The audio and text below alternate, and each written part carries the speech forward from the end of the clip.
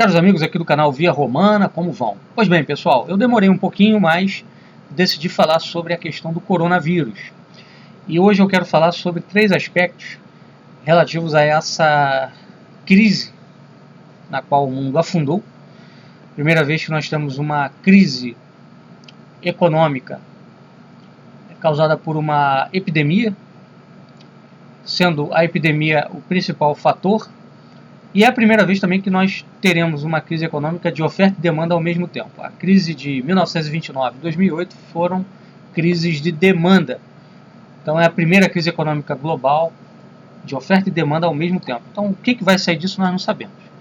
O que eu quero falar aqui, o que eu quero tratar aqui nesse vídeo, é sobre alguns aspectos que considero pertinentes serem levantados, que envolvem 3 pontos, né? Que serão as 3 partes do nosso vídeo. A parte 1 é o discurso da nova direita sobre conspiração russo-chinesa a respeito do coronavírus, né? Teria se desenvolvido em laboratório para destruir as economias e fortalecer a Rússia e a China. Na segunda parte eu quero falar aqui sobre o papel dos bancos e dos oligarcas nessa crise. Tá? E no terceiro ponto e último, eu quero tratar de quem é o culpado da crise, sobretudo da crise que acontece agora no Brasil. Perfeito? Eu não vou entrar aqui no mérito se o coronavírus é mais letal ou menos letal, não vou entrar nessa discussão. Há uma série de estudos sendo feitos, hipóteses sendo levantadas. Nós estamos no olho do furacão, não tem muita conclusão definitiva a tirar. O fato é que os especialistas apontam para a realidade que o coronavírus cresce exponencialmente, isso nós já vimos em vários países, e que ele tem uma letalidade de 3 a 5%, e ele pode desenvolver o quadro grave de 15 a 20% no total dos infectados. Tá? O que demanda um esforço por aumento de leitos, aumento de UTIs. Tá? Então, quando um país não tem capacidade de atender toda essa quantidade de pessoas que vão desenvolver o quadro grave, esse país ou os países tomam atitudes no sentido de mitigar e de suprimir, de fazer quarentena, etc. Um fato também que deve ser colocado aqui é que todos os países demoraram em tomar essas atitudes. Todos os países subestimaram o papel do coronavírus, né, e só depois, com o passar do tempo, é que foram tomando medidas de supressão e de mitigação. Perfeito? Então, partindo desses pontos iniciais, introdutórios, vamos falar aqui da parte 1. Será que o coronavírus pode ser realmente apresentado como uma conjura russo-chinesa? É a pergunta que nós fazemos, e fazemos porque o discurso da neodireita vai para essa linha, vai por esse caminho. O primeiro ponto que eu queria destacar é que no meu blog Catolicidade eu escrevi 2 artigos sobre o coronavírus. Tá? Um sobre um cenário histórico, civilizacional, em face às consequências do corona, e um segundo, onde eu desenvolvo uma proposta de caminho do meio para combater o coronavírus. Ok? Então, considero também importante que vocês, se for do interesse, leiam esses artigos, porque vai iluminar um pouquinho da nossa explanação aqui neste vídeo.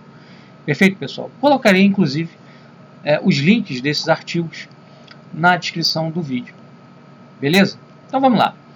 Qual é o discurso da neodireita? Né? O discurso da neodireita é de que esse vírus teria sido criado em laboratório pela China, e que esse vírus ele teria sido criado para destruir as economias ocidentais. Então nós não deveríamos parar a economia, porque se nós fizermos isso, nós estaremos deprimindo nosso poder produtivo, e é exatamente isso que a China quer. Agora, qual é o real significado, o sentido desse discurso? Ele tem fundamento? Não tem?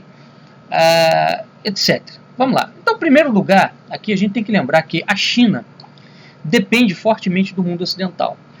Os Estados Unidos é o maior mercado consumidor de produtos chineses. É bem verdade que com Trump isso vem reduzindo, há uma guerra comercial entre Estados Unidos e China, mas os Estados Unidos ainda é um grande comprador da China. Perfeito? A China tem a segunda maior reserva de títulos americanos.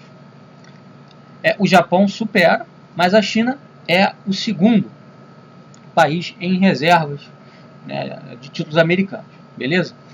Então, assim, existe uma realidade hoje que a gente poderia chamar de chimérica, que é um termo, um conceito usado pelo historiador Neil Ferguson, né, onde você percebe uma simbiose entre a economia chinesa e a economia americana, e trocado em miúdos, entre a economia chinesa e a economia ocidental, porque basicamente os países ocidentais giram em torno, né, da economia americana.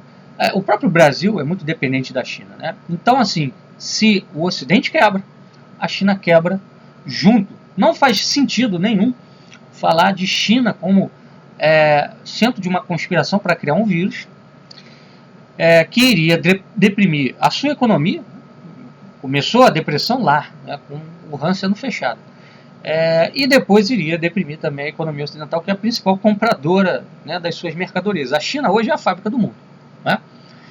O discurso da neodireita, ele tem 3 aspectos interessantes de serem notados, né? É um discurso fajuto, é um discurso contraditório, é um discurso conveniente. Fajuto por quê? Porque esse discurso é o mesmo que a China adotava no começo da crise. Basta lembrar que antes do dia 20 de janeiro, quando o Han vai ser fechada, tá? Que houve em Wuhan um evento com 40 mil pessoas reunidas, né, em local fechado, uma grande aglomeração, uma mega aglomeração, que certamente foi responsável pela contaminação de muitas pessoas. E justamente por quê? Porque o discurso lá na China, no início, era: não, olha, isso não é tão grave, é só um resfriadozinho, é só uma gripezinha, né, vai causar aqui e ali uma pneumonia, mas não é tão grave quanto estão dizendo. Quando as autoridades chegaram à conclusão de que era grave, né, aí eles decidiram fechar Wuhan. Tá? Isso levando em conta que especialistas antes já vinham falando que era grave, né? Não deram ouvidos, mantiveram o Han funcionando e aí a coisa se espalhou. Aqui eu não estou dizendo que a China fez isso de propósito, tá? Mas que houve um atraso em fechar o Han. Então, assim, o discurso que a nova direita Olavete, bolsonarista, usa aqui no Brasil é a mesma que se usava na China no início da crise. Tá? E aí eles dizem que estão confrontando uma conspiração chinesa, mas se valem do mesmo discurso chinês. Isso é muito interessante de notar. Tá? Esse também foi o mesmo discurso utilizado na Inglaterra, na Itália, na Espanha. O governador de Washington também falou a mesma coisa, o Trump também, né? Olha, achamos que não vai ser nada disso. Inclusive o prefeito de Milão fez uma campanha na TV, um comercial na TV dizendo: Milão não pode parar, vamos continuar, né? E aí veio o desastre que nós estamos vendo na Lombardia, 900 pessoas morrendo por dia lá no norte da Itália, né? Enfim, então é fajuto por isso, porque é o mesmo discursinho que foi adotado na China e que foi adotado em outros países, tá?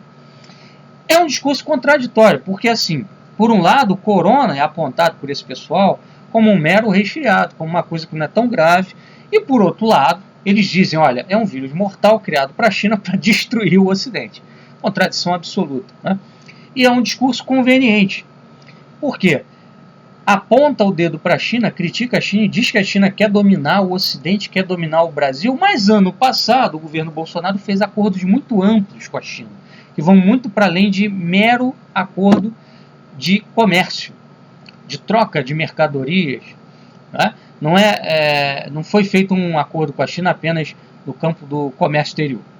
Esse acordo, que nós denunciamos, inclusive, lá no nosso blog Catolicidade, né, com o título, né, do artigo: em torno da entrega do Brasil à China, o papel de Olavo de Carvalho e do Departamento de Estado americano, nós mostramos lá que nesse acordo foi entregue à China acesso ao banco genético de grãos do Brasil, né, para ter domínio sobre nossa produção agrícola, e também acordos foram feitos para rediscutir no Congresso Nacional a compra, né, de terrenos em municípios brasileiros pela China, para plantação, para produção agrícola, né, a China podendo comprar fazendas no Brasil, né. Junte a isso um acordo também envolvendo a entrada, né, de empresas indústrias chinesas no Brasil, com linhas de montagem no Brasil, tá?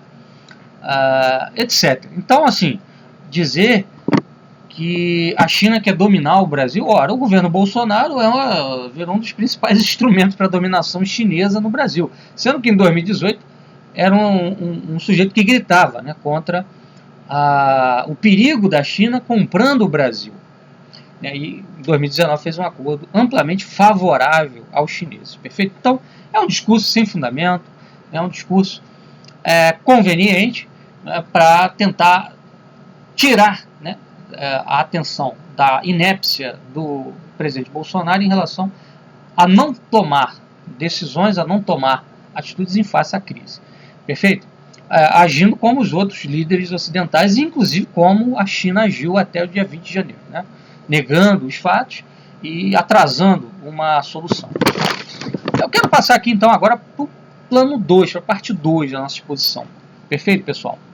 E nessa parte 2, a questão que vai nos guiar é a seguinte: quem ganha com tudo isso, né? É claro que todo mundo perde em alguma medida com uma crise econômica, né? Mas me parece, e eu venho amadurecendo essa ideia, e por isso também demorei a gravar esse vídeo, para que pudesse falar com fundamentação, eu venho amadurecendo a ideia de que quem vai sair ganhando, sobretudo, sobremaneira, com essa crise, serão 3 forças, né? Os oligarcas, os grandes bancos e os Estados Unidos da América. Eu vou explicar por que eu penso isso, tá? Então, em primeiro lugar, é o seguinte: nós sabemos que os oligarcas, né, que são os poderosos, né, do mundo industrial, do mundo financeiro, que comandam hoje a economia global, eles sopram, né, na orelha dos governantes do mundo. Perfeito? Então, ali, no início da crise do corona, tanto na China quanto nos países ocidentais, havia sempre essa questão da economia, né? Olha, a gente não pode parar a economia, se a gente parar a economia vamos ter uma crise, então segue o jogo, mantém as coisas abertas, né? Não toma uma atitude drástica no início, vamos continuar, vai dar tudo certo, isso é só um resfriado, etc. Né?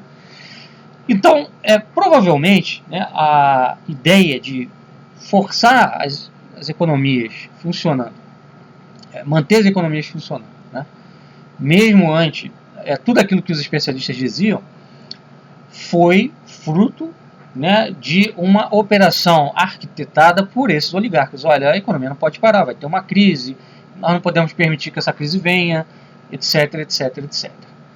Perfeito, esse é o primeiro ponto, tá?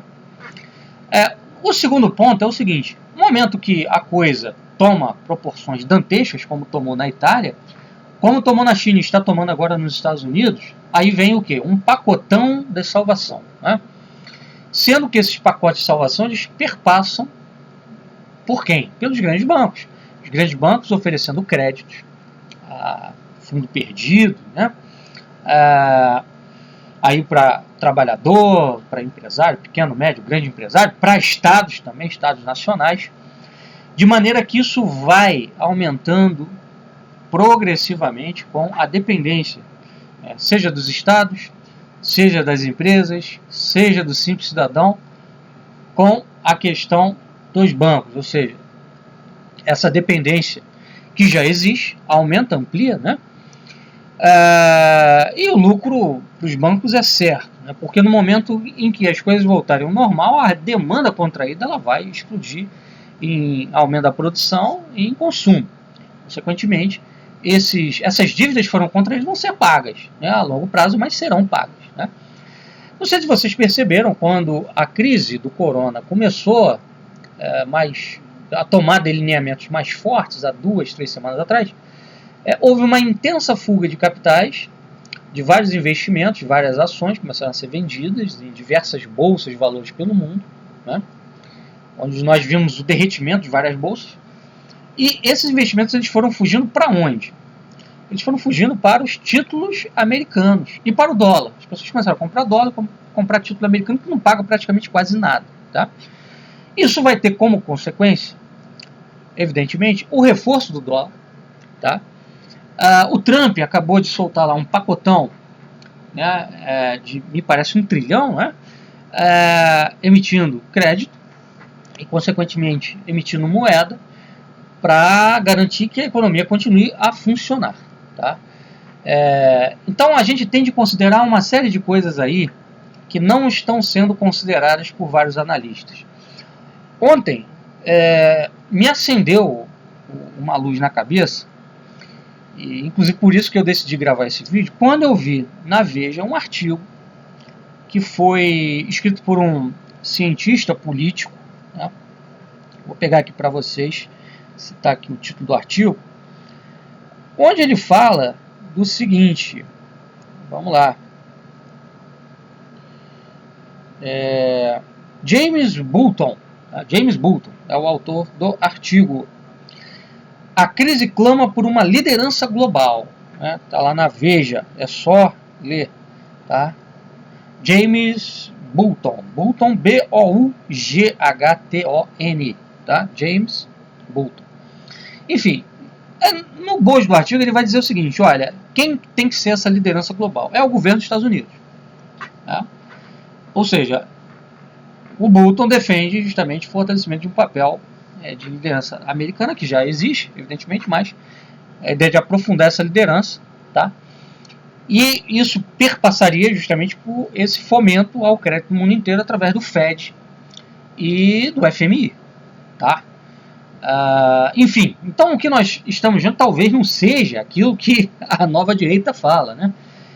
Um reforço do poder da China, a China vai quebrar as economias para comprar depois tudo, e vai quebrar os parques industriais de vários países e depois vai voltar a vender aí com muito mais pujança. Não. O que parece que está acontecendo é um reforço do padrão dólar, tá? No momento que você tem uma incerteza geral, todo mundo foge para o dólar, né? E assim, a gente vê também um movimento lá na Rússia, onde Putin, que foi o primeiro, diga-se de passagem, a fechar a fronteira para evitar a contaminação pelo coronavírus, já no dia 30 de janeiro Putin fechou a fronteira, ele vai começar uma corrida, né, nos últimos dias para o ouro, talvez percebendo a jogada americana de que, olha, nós vamos injetar muito dólar aí, e é o dólar que vai segurar a economia, né, somos nós que vamos segurar a economia, e a Rússia, como vem numa luta para diminuir sua dependência em relação ao dólar, né? Ela vem fazendo inclusive negócios, venda de armamento militar para a Índia, por exemplo, através do rublo. A Rússia vai buscando no ouro um lastro, né, em vez de buscar no dólar, tá? Então, pessoal, o que pode estar acontecendo nesse momento é que, não estou falando aqui de conspiração, os oligarcas criaram o coronavírus, não.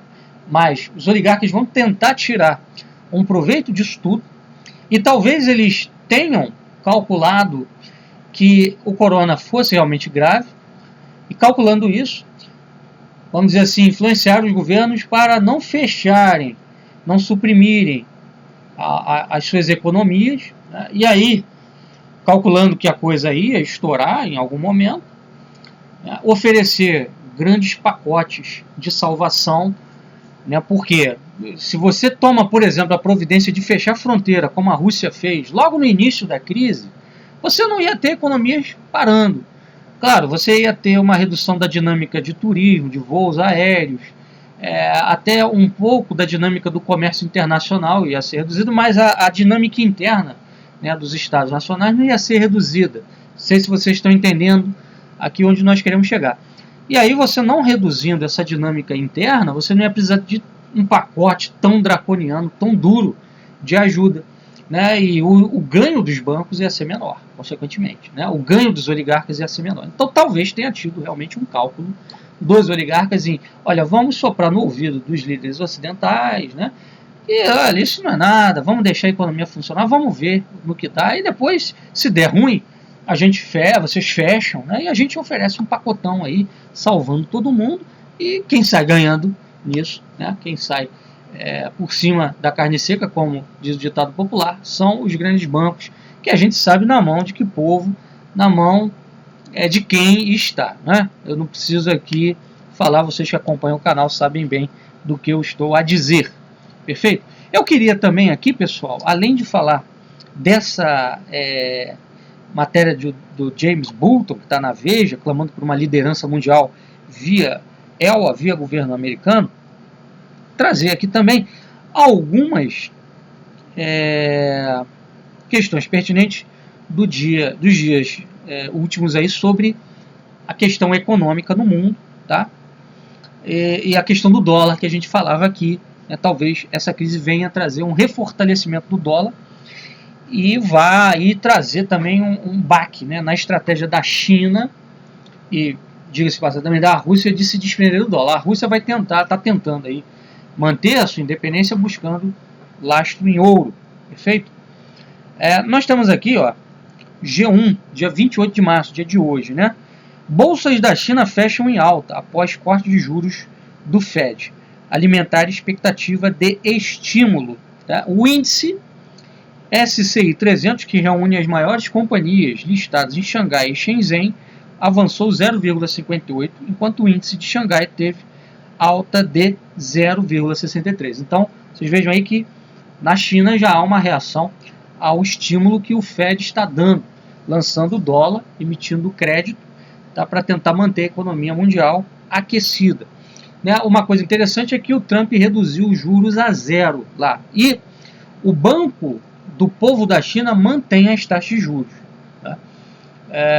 Enfim, isso aí pode ser uma operação que venha a trazer uma grande vantagem, né, ao ZEWA como, né, grande fonte de fomento da economia mundial nesse período de crise. Né?